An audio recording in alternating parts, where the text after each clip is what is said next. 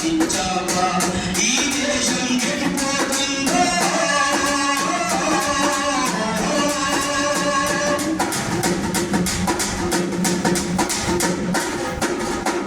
కష్టానికి ప్రతిఫలం అడగయ్యో కన్నీరు కష్టానికి ప్రతిఫలం అడగయ్యో కన్నీరు సోమరులకు దినదినము అక్కరుడు కన్నీరు హక్కులపై నిలబడితే లాఠీలు తూటాలు హక్కులపై నిలబడితే లాఠీలు తూటాలు మన రక్తం పీల్చేందుకు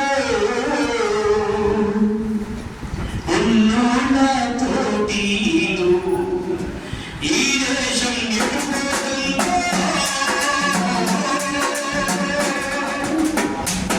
మనరంగ నేతలారా అందుకోండి మా విప్లవ జోహారులు మీరందుకోండి మా విప్లవ జోహారులు కల కోసం కల కాదంటూ కళాగతుకు మార్చాలంటూ కల కోసం కల కాదంటూ కళాగతుకు మార్చాలంటూ ప్రజాకళకే హారతి పెట్టినా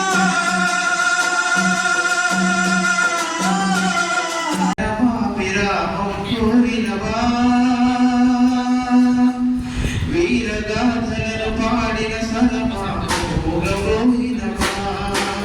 నన్నోదయమున తొలిగిరవా విరామం కోరినవా వీరగాథలను పాడిన సదమాగమోగినవా పేదల కొరకై సాగిన పాటల నావా ఆగితివా రాగాల రాజు రామరావన్న ఒరిగితివా నువ్వులేవని మాట నువ్వు మిగరావని మాట కలగాలి గలాలి జీవితమంతా నువ్వు కన్న కలలన్నీ నేడే నిజమే కావాలి అన్నా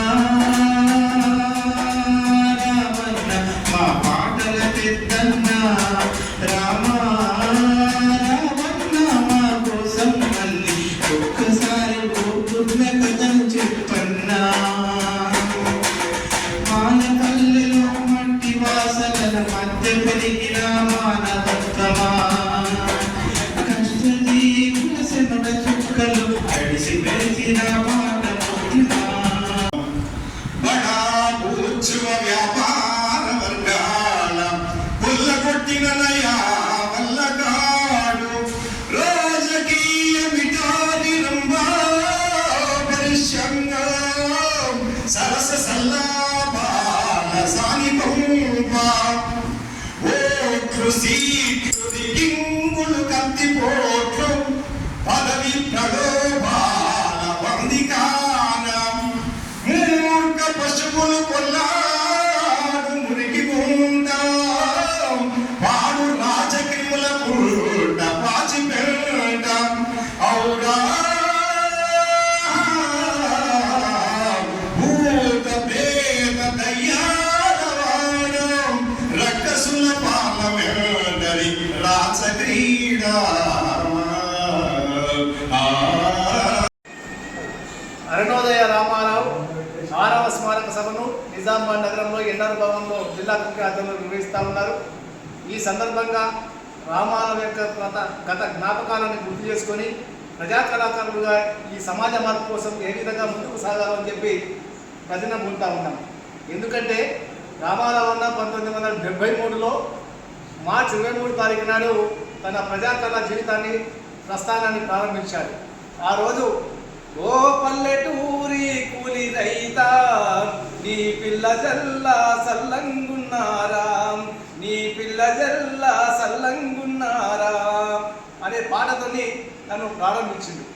ఆ తర్వాత అరుణోదయ రాష్ట్ర కార్యదర్శిగా మొత్తం శ్వాస ఉన్నంత వరకు కూడా అరుణోదయ కార్యదర్శిగా బాధ్యతలు స్వీకరించి మొత్తం రాష్ట్ర వ్యాప్తంగా అరుణోదయ విస్తరణ కోసం పనిచేసిండు.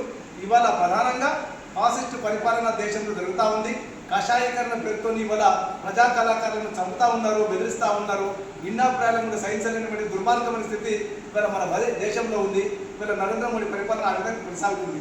ఇట్లాంటి తరుణంలో రామారావు యొక్క అవసరం, ఆయన యొక్క ఆశయాల భుజాన వేసుకునేటువంటి వాళ్ళ అవసరం చాలా అవసరం.